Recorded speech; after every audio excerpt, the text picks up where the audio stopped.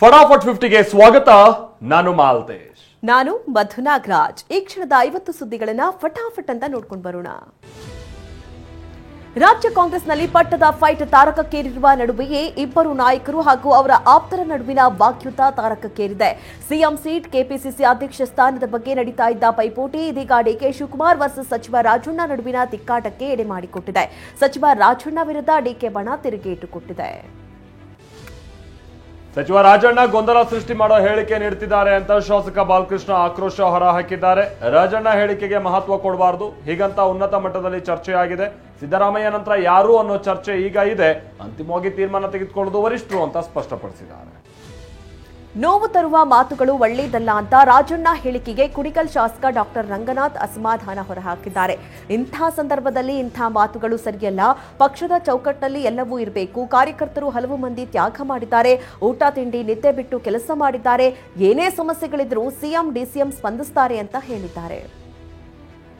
ರಾಜಣ್ಣಗೆ DK Shivakumar ಮೇಲೆ ಪ್ರೀತಿ ಇದೆ, ಅದಕ್ಕೆ ಮಾತನಾಡ್ತಾರೆ ಅಂತ ಮಾಜಿ ಸಂಸದ ಡಿಕೆ ಸುರೇಶ್ ಹೇಳಿದ್ದಾರೆ. ಕಲ್ಲಿಗೆ ಏಟು ಬಿದ್ದಾಗಲೇ ಶಿಲೆ ಆಗೋದು, ತಟ್ತಿದ್ದಾರೆ, ತಟ್ಲಿ ಅಂತ ಪರೋಕ್ಷವಾಗಿ ರಾಜಣ್ಣ ಅವರ ಕಾಲೆಳೆದಿದ್ದಾರೆ.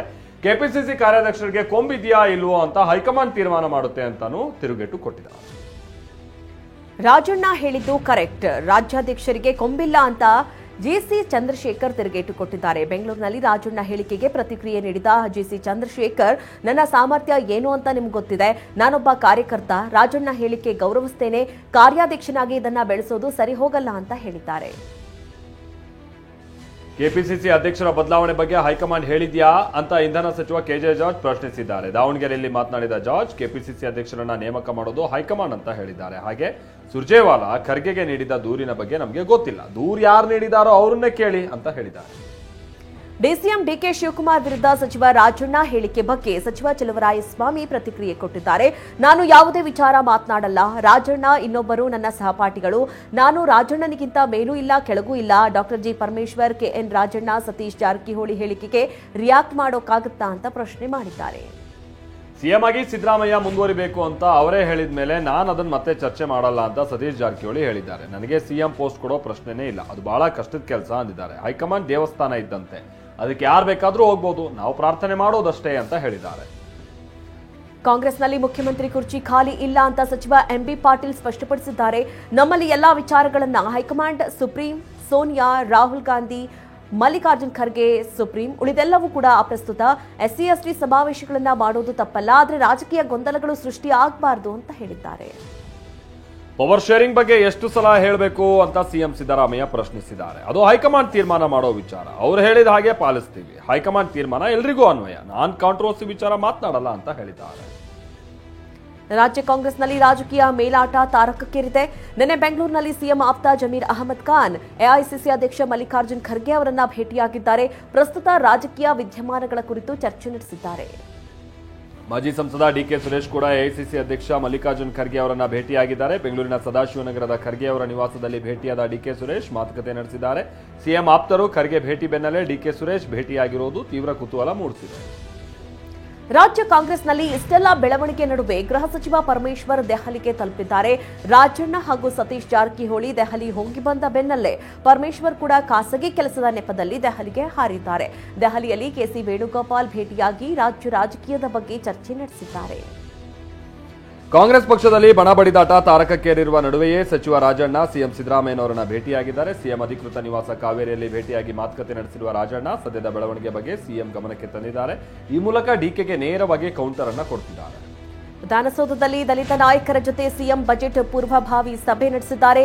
ಮಧ್ಯಾಹ್ನದ ಬಳಿಕವೂ ಬಜೆಟ್ ಪೂರ್ವಭಾವಿ ಸಭೆ ಮುಂದುವರೆಸಿದ ಸಿಎಂ ಹಿಂದುಳಿದ ವರ್ಗ, ಜಾತಿ, ಸಮುದಾಯಗಳ ಮುಖಂಡರ ಜೊತೆ ಚರ್ಚೆ ಮಾಡಿದ್ರು. ಸಭೆಯ ಬಳಿಕ ಮಾತನಾಡಿದ ಸಿಎಂ ಸಿದ್ದರಾಮಯ್ಯ, ದಲಿತರ ಜನಸಂಖ್ಯೆಗೆ ಅನುಗುಣವಾಗಿ ಬಜೆಟ್ನಲ್ಲಿ ಹಣ ಮೀಸಲಿಡ್ತೇನೆ ಎಂದಿದ್ದಾರೆ. ಸಿಎಂ ಸಿದ್ದರಾಮಯ್ಯ ಇವತ್ತು ಕೂಡ ವಿಧಾನಸೌಧಕ್ಕೆ ವೀಲ್ ಚೇರ್ನಲ್ಲೇ ಆಗಮಿಸಿದ್ರು. ಮಂಡಿ ನೋವು ಹಿನ್ನೆಲೆಯಲ್ಲಿ ಕಾರು ಬದಲಿಸಿರುವಂತಹ ಸಿಎಂ ಸರ್ಕಾರಿ ಫಾರ್ಚುನರ್ ಕಾರಿನ ಬದಲಾಗಿ ಖಾಸಗಿ ಕಾರ್ನಲ್ಲಿ ವಿಧಾನಸೌಧಕ್ಕೆ ಆಗಮಿಸಿದ್ರು. ಬಿಜೆಪಿ ರಾಜ್ಯಾಧ್ಯಕ್ಷರ ವಿರುದ್ಧ ಟೀಕೆ ಸಂಬಂಧ ಶಿಸ್ತು ಸಮಿತಿ ನೀಡಿದ್ದ ನೋಟಿಸ್ಗೆ ಯತ್ನಾಳ್ ಉತ್ತರಿಸಿದ್ದಾರೆ. ನೋಟಿಸ್ ಬಂದ ಮರುದಿನವೇ ಯತ್ನಾಳ್ ಉತ್ತರಿಸಿರುವ 9 ಪುಟಗಳ ಉತ್ತರದಲ್ಲಿ ವೈಚೇಂದ್ರ ವಿರುದ್ಧ ಸಾಲು ಸಾಲು ದೂರು ಕೊಟ್ಟಿದ್ದಾರೆ. ಹಿಂದೆ ನೀಡಿದ ಉತ್ತರವನ್ನೇ ಕಾಪಿ ಪೇಸ್ಟ್ ಸಮಿತಿಗೆ ರವಾನಿಸಿದ್ದಾರೆ. ಫೆಬ್ರವರಿ 20ರಂದು ಯತ್ನಾಳ್ ತಂಡದಿಂದ ಮತ್ತೆ ಸಭೆ ವಿಚಾರವಾಗಿ ವಿಜಯೇಂದ್ರ ಪ್ರತಿಕ್ರಿಯಿಸಿದ್ದಾರೆ. ಸಭೆ ಕರೆದು ಪಕ್ಷ ಬಲಪಡಿಸುವ ಬಗ್ಗೆ ಚರ್ಚಿಸುತ್ತಾರೆ. ಅದಕ್ಕೆ ನಾನು ಯಾಕೆ ಬೇಡ ಅನ್ಲಿ, ನಾನದ್ರ ಬಗ್ಗೆ ತಲೆ ಕೆಡಿಸ್ಕೊಂಡಿಲ್ಲ ಅಂತ ಹೇಳಿದ್ದಾರೆ. ಕಳೆದ 3 ತಿಂಗಳಿಂದ ಗೃಹಲಕ್ಷ್ಮಿ ಹಣ ಬಾರದಕ್ಕೆ ಬೆಳಗಾವಿಯಲ್ಲಿ ಮಹಿಳೆಯರು ಗರಂ ಆಗಿದ್ದಾರೆ. 3 ತಿಂಗಳಿನಿಂದ ಗೃಹಲಕ್ಷ್ಮಿ ಹಣ ಬಂದಿಲ್ಲ. 6 ತಿಂಗಳಿಂದ ಪಡಿತರ ಹಣ ಕೂಡ ಜಮಾವಣೆ ಆಗಿಲ್ಲ. ಗೃಹಲಕ್ಷ್ಮಿ ಹಣದಿಂದಲೇ ನಮ್ಮ ಜೀವನ ಸಾಗಿಸ್ತಾ ಇದ್ವಿ. ಹಣ ಹಾಕದೇ ಇದ್ರೆ ಹೇಗೆ ಅಂತ ಫಲಾನುಭವಿಗಳು ಕಿಡಿಕಾರಿದ್ದಾರೆ. ಗೃಹಲಕ್ಷ್ಮಿ ಹಣಕ್ಕಾಗಿ ಚಾತಕ ಪಕ್ಷಿಯಂತೆ ಕಾಯ್ತಾ ಇರುವಂತಹ ಫಲಾನುಭವಿಗಳು ಸರ್ಕಾರದ ವಿರುದ್ಧ ಆಕ್ರೋಶ ಹೊರಹಾಕ್ತಾ ಇದ್ದಾರೆ. ಗೃಹಲಕ್ಷ್ಮಿ ಹಣ ಈ ತಿಂಗಳು ಬರುತ್ತೆ, ಮುಂದಿನ ತಿಂಗಳು ಹಾಕ್ತಾರೆ, ಮಕ್ಕಳು ಫೀಸ್ ಕಟ್ಟಬೇಕು, ಮನೆ ಬಾಡಿಗೆ ನೀಡಬೇಕು, ಯಾವಾಗ ಹಾಕ್ತಾರೆ ಅಂತ ನಾವು ಕಾದಿದ್ದೇ ಆಯ್ತು ಅಂತ ಕಿಡಿಕಾರ್ತಾ ಇದ್ದಾರೆ. ಗೃಹಲಕ್ಷ್ಮಿ ಹಣ ಬಂದಿಲ್ಲ ಅಂತ ಮಹಿಳೆಯರು ಕಣ್ಣೀರು ಹಾಕ್ತಾ ಇದ್ದಾರೆ. ಮೈಸೂರು, ಚಾಮರಾಜನಗರ, ಶಿವಮೊಗ್ಗ ಹಾಗೂ ದೇವನಹಳ್ಳಿಯಲ್ಲಿ ಗೃಹಲಕ್ಷ್ಮಿ ಹಣಕ್ಕಾಗಿ ಕಾದು ಕಾದು ಸುಸ್ತಾಗಿದ್ದಾರೆ. ಗೃಹಲಕ್ಷ್ಮಿ ಹಣದಿಂದ ಮನೆ ದಿನಸಿ ಕೊಡ್ತಾ ಇದ್ವಿ, ಆಸ್ಪತ್ರೆ ವೆಚ್ಚಕ್ಕೆ ಅನುಕೂಲವಾಗ್ತಾ ಇತ್ತು ಅಂತ ಕಣ್ಣೀರು ಹಾಕಿದ್ದಾರೆ.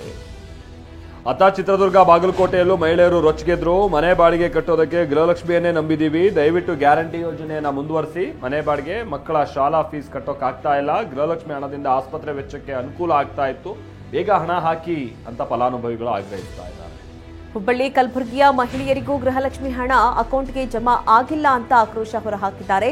ನಮಗೆ 4 ತಿಂಗಳಿಂದ ಗೃಹಲಕ್ಷ್ಮಿ ಹಣ ಬಂದಿಲ್ಲ, ರೇಷನ್ ಕೂಡ ಬಂದಿಲ್ಲ ಅಂತ ಹುಬ್ಬಳ್ಳಿ ಮಹಿಳೆಯರು ರೊಚ್ಚಿಗೆದ್ದಿದ್ದಾರೆ. ಗೃಹಲಕ್ಷ್ಮಿ ಹಾಗೆ ಅನ್ನಭಾಗ್ಯ ಹಣ ಬಂದಿಲ್ಲ ಅಂತ ಟಿವಿ9 ನಿರಂತರ ವರದಿಯಿಂದ ಸರ್ಕಾರ ಎಚ್ಚೆತ್ತುಕೊಂಡಿದೆ. ಈ ಬಗ್ಗೆ ಬೆಂಗಳೂರಿನಲ್ಲಿ ಮಾತನಾಡಿದ ಸಿಎಂ ಸಿದ್ದರಾಮಯ್ಯ, ಅನ್ನಭಾಗ್ಯ, ಗೃಹಲಕ್ಷ್ಮಿ ಹಣ ಕೂಡಲೇ ಬಿಡುಗಡೆ ಮಾಡ್ತೀವಿ ಅಂತ ಹೇಳಿದ್ದಾರೆ. ಪಾವತಿ ಆಗದೆ ಹೋದ್ರೆ ಕೂಡಲೇ ಪಾವತಿ ಆಗುವಂತೆ ಮಾಡ್ತೀವಿ ಅಂತ ರಾಜ್ಯದ ಮಹಿಳೆಯರಿಗೆ ಭರವಸೆ ನೀಡಿದ್ದಾರೆ. ಯಾವುದೇ ಕಾರಣಕ್ಕೂ ಗ್ಯಾರಂಟಿ ಯೋಜನೆಗಳನ್ನ ನಿಲ್ಲಿಸಲ್ಲ ಅಂತ ಶಾಸಕ ಪ್ರದೀಪ್ ಈಶ್ವರ್ ಹೇಳಿದ್ದಾರೆ. ಆರ್ಥಿಕ ಚಾಣಕ್ಯ ಸಿದ್ದರಾಮಯ್ಯ ಗ್ಯಾರಂಟಿ ಯೋಜನೆ ನಿಲ್ಲಿಸಲ್ಲ. ಈ ಬಾರಿ 4 ಲಕ್ಷ ಕೋಟಿ ರೂಪಾಯಿ ಬಜೆಟ್ ಮಂಡನೆಯಾಗಲಿದೆ. ರಾಜ್ಯದಲ್ಲಿ ಸರ್ಕಾರದ ಆದಾಯ ಹೆಚ್ಚಾಗ್ತಾ ಇದೆ ಅಂತ ಹೇಳಿದ್ದಾರೆ. ಗ್ಯಾರಂಟಿಗಳಲ್ಲಿ ಒಂದಾದ ಗೃಹ ಜ್ಯೋತಿ ಯೋಜನೆಯನ್ನ ನಿಲ್ಲಿಸೋದಿಲ್ಲ ಅಂತ ಇಂಧನ ಸಚಿವ ಕೆಜೆ ಜಾರ್ಜ್ ಸ್ಪಷ್ಟಪಡಿಸಿದ್ದಾರೆ. ಗೃಹ ಜ್ಯೋತಿಗೂ ವಿದ್ಯುತ್ ದರ ಏರಿಕೆಗೂ ಸಂಬಂಧ ಇಲ್ಲ, ಹಾಗೆ ರಾಜ್ಯದಲ್ಲಿ ಎಲ್ಲಿಯೂ ಲೋಡ್ ಶೆಡ್ಡಿಂಗ್ ಇಲ್ಲ ಅಂತಾನೂ ಹೇಳಿದ್ದಾರೆ. ಬೆಂಗಳೂರಿಗರಿಗೆ ಮತ್ತೊಂದು ದರ ಏರಿಕೆಯ ಬಿಸಿ ತಟ್ಟುವ ಸಾಧ್ಯತೆ ಇದೆ. ಕಾಫಿ ದರ ಏರಿಕೆಗೆ ಹೋಟೆಲ್ ಮಾಲೀಕರು ಚಿಂತನೆ ನಡೆಸಿದ್ದಾರೆ. 1 ಕಪ್ ಕಾಫಿಗೆ 5 ರೂಪಾಯಿ ಏರಿಕೆ ಸಾಧ್ಯತೆ ಇದೆ. ಈ ತಿಂಗಳ ಅಂತ್ಯದೊಳಗೆ 5 ರೂಪಾಯಿ ಏರಿಕೆ ಸಾಧ್ಯತೆ ಇದೆ ಅಂತ ಹೋಟೆಲ್ ಮಾಲೀಕರ ಸಂಘದ ಅಧ್ಯಕ್ಷ ಪಿಸಿ ರಾವ್ ಹೇಳಿದ್ದಾರೆ. ನೌಕಾನೆಲೆಯ ಮಾಹಿತಿ ಸೋರಿಕೆ ಹಿನ್ನೆಲೆಯಲ್ಲಿ ಇಬ್ಬರನ್ನ ಬಂಧಿಸಲಾಗಿದೆ. ಕಾರವಾರ, ಅಂಕೋಲದಲ್ಲಿ ಎನ್ಐಎ ಕಾರ್ಯಾಚರಣೆ ನಡೆಸಿ ಮುದಗಾದ ವೇತನ್ ತಾಂಡೆಲ್, ಅಂಕೋಲದ ಹಳವಳ್ಳಿಯ ಅಕ್ಷಯ್ ನಾಯಕ್ರನ್ನ ಬಂಧಿಸಲಾಗಿದೆ. ಬೆಂಗಳೂರಿನ ಫ್ರೀಡಂ ಪಾರ್ಕ್ನಲ್ಲಿ ವಿವಿಧ ಬೇಡಿಕೆಗಳ ಈಡೇರಿಕೆಗೆ ಆಗ್ರಹಿಸಿ ಅತಿಥಿ ಶಿಕ್ಷಕರು ಧರಣಿ ನಡೆಸ್ತಾ ಇದ್ದಾರೆ. ಪ್ರತಿಭಟನಾ ಸ್ಥಳಕ್ಕೆ ಪರಿಷತ್ ವಿಪಕ್ಷ ನಾಯಕ ನಾರಾಯಣಸ್ವಾಮಿ, ರಾಜ್ಯ ಬಿಜೆಪಿ ಅಧ್ಯಕ್ಷ ಬಿವೈ ವಿಜೇಂದ್ರ ಭೇಟಿ ನೀಡಿ ಮನವಿ ಸ್ವೀಕರಿಸಿದರು.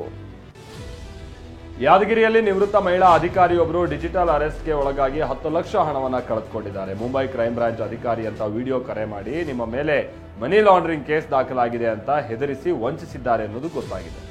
ವಿಜಯಪುರ ಪೊಲೀಸರು ಭರ್ಜರಿ ಕಾರ್ಯಾಚರಣೆ ನಡೆಸಿದ್ದಾರೆ. ಜಿಲ್ಲೆಯ ವಿವಿಧ ಠಾಣೆಗಳ ವ್ಯಾಪ್ತಿಯಲ್ಲಿ 10 ಕಂಟ್ರಿ ಪಿಸ್ತೂಲ್, 24 ಜೀವಂತ ಗುಂಡು ಜಪ್ತಿ ಮಾಡಿದ್ದಾರೆ.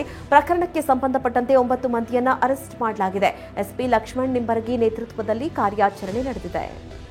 ಪ್ರಯಾಗ್ರಾಜ್ನಲ್ಲಿ ನಡೀತಾ ಇರುವ ಮಹಾಕುಂಭ ಮೇಳ ಕೊನೆ ಹಂತಕ್ಕೆ ಬರ್ತಾ ಇದೆ.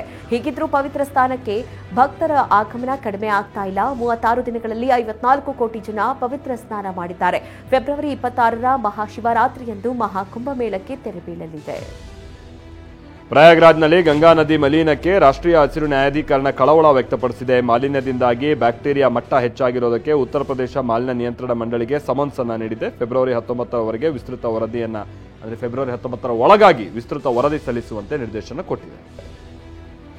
ದರ್ಶನ್ ಅಂಡ್ ಗ್ಯಾಂಗ್ನಿಂದ ರೇಣುಕಾಸ್ವಾಮಿ ಬರ್ಬರ ಹತ್ಯೆ ಪ್ರಕರಣದಲ್ಲಿ ಜಾಮೀನಿನ ಮೇಲೆ ಹೊರಗಿರುವಂತಹ ನಟ ದರ್ಶನ್ ಹಿರಿಯ ವಕೀಲ ಕಪಿಲ್ ಸಿಬಲ್ ಅವರನ್ನ ಭೇಟಿಯಾಗಿದ್ದಾರೆ ಅನ್ನೋದು ಗೊತ್ತಾಗ್ತಾ ಇದೆ. ಹೈಕೋರ್ಟ್ ಆದೇಶ ಪ್ರಶ್ನಿಸಿ ಸುಪ್ರೀಂ ಕೋರ್ಟ್ಗೆ ರಾಜ್ಯ ಸರ್ಕಾರ ಮೇಲ್ಮನವಿ ಸಲ್ಲಿಸಿದೆ. ಮಾರ್ಚ್ 18ರಂದು ದರ್ಶನ್ ಬೇಲ್ ಅರ್ಜಿ ವಿಚಾರಣೆ ನಡೆಯುತ್ತದೆ. ದುಬೈನಲ್ಲಿ ನಡೆಯುವ ಚಾಂಪಿಯನ್ಸ್ ಟ್ರೋಫಿ ಟೂರ್ನಿ ವೀಕ್ಷಿಸಲು ಕುಟುಂಬ ಕರೆದೊಯ್ಯಲು ಆಟಗಾರರಿಗೆ ಬಿಸಿಸಿಐ ಅನುಮತಿ ಕೊಟ್ಟಿದೆ. ಆದರೆ ಕೇವಲ ಒಂದೇ ಒಂದು ಪಂದ್ಯಕ್ಕೆ ಮಾತ್ರ ಕುಟುಂಬ ಕರೆದೊಯ್ಯಲು ಅವಕಾಶ ಕೊಡಲಾಗಿದೆ. ಕುಟುಂಬ ಕರೆದೊಯ್ಯಲು ಆಟಗಾರರಿಗೆ ಬಿಸಿಸಿಐನ ಅನುಮತಿ ಅಗತ್ಯ ಇದೆ. ಭಾರತದ ನೂತನ ಜರ್ಸಿಯಲ್ಲಿ ಪಾಕಿಸ್ತಾನದ ಹೆಸರಿದೆ. ಈ ವಿಚಾರ ಸಾಮಾಜಿಕ ಜಾಲತಾಣದಲ್ಲಿ ಬಹಳಷ್ಟು ಸದ್ದು ಮಾಡ್ತಾ ಇದೆ. ಪಾಕ್ ಭಾರತದ ತ್ರಿವರ್ಣ ಧ್ವಜವನ್ನ ಕಡೆಗಣಿಸಿತ್ತು. ಆದರೆ ಟೀಂ ಇಂಡಿಯಾ ಹೊಸ ಜರ್ಸಿ ಮೇಲೆ ಪಾಕ್ನ ಹೆಸರಿದ್ದು, ಇದರಿಂದಾಗಿ ಪಾಕಿಸ್ತಾನದವರು ತುಂಬಾನೇ ಖುಷಿಯಾಗಿದ್ದಾರೆ ಅಂತ ನೆಟ್ಟಿಗರು ಎಕ್ಸ್ ಖಾತೆಯಲ್ಲಿ ಬರ್ಕೊಂಡಿದ್ದಾರೆ.